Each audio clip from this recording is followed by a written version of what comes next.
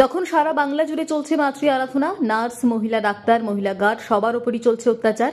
যে বাংলায় ঠাকুর রামকৃষ্ণ, সাধক রামপ্রসাদ, স্বামী বিবেকানন্দ, ঋষি বঙ্কিম সকলেই মাতৃশান্তি দ্বারা অনুপ্রাণিত, সেই বাংলাতে আজ এক মহিলা মুখ্যমন্ত্রী, যাকে কোনো সহানুভূতি, কোনো সমবেদনা ছুঁতে পারে না। দেখুন, যখন সারা পশ্চিমবঙ্গ জুড়ে মাতৃবন্দনার হচ্ছে, মাতৃ আরাধনা হচ্ছে,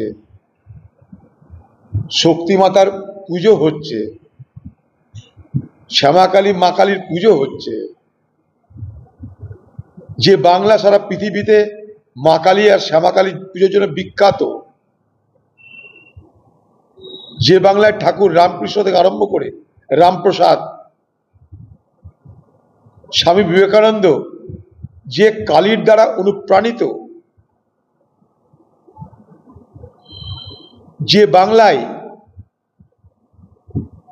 বঙ্কিমচন্দ্রের আনন্দ মঠ এই কালীর বর্ণনায় সারা পৃথিবীতে সমাদৃত, সেই বাংলায় মুখ্যমন্ত্রী মহিলা চিকিৎসককে মারধর, চিকিৎসককে হয়রান, কখনো চিকিৎসক ধর্ষণ, কখনো চিকিৎসক খুন, আবার চিকিৎসা করতে যাওয়া মহিলা তারও ধর্ষণ হয়, তাকেও নিগৃহীত হতে হয়। রুগীকে যারা পরিষেবা দেয়, নার্স, তাদেরকেও হাসপাতালের মধ্যে দেহ দিতে হয় চাকরি রক্ষার জন্য। যারা হাসপাতালের মধ্যে পাহারা দেয় মহিলারা, তাদেরকে দেহ দিতে হয় হাসপাতালের মধ্যে।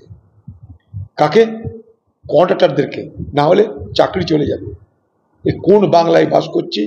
কোন নরকের বাংলায় বাস করছি? কোন জঘন্য বাংলায় বাস করছি?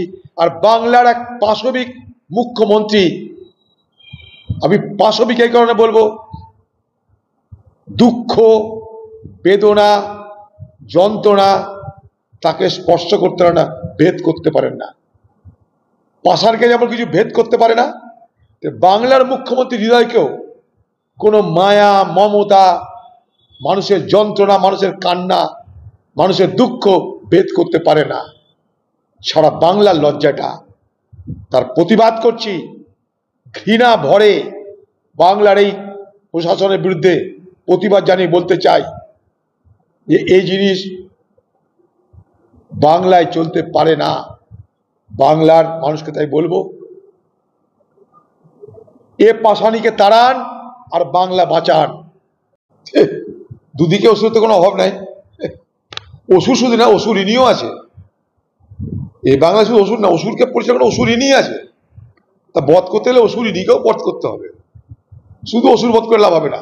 অসুরদের নেতার নেত্রী এখানকার অসুরিনী। বাংলায় যে সমস্ত অসুর ঘুরে বেড়াচ্ছে, তাদের নেত্রী কিন্তু অসুরিনী।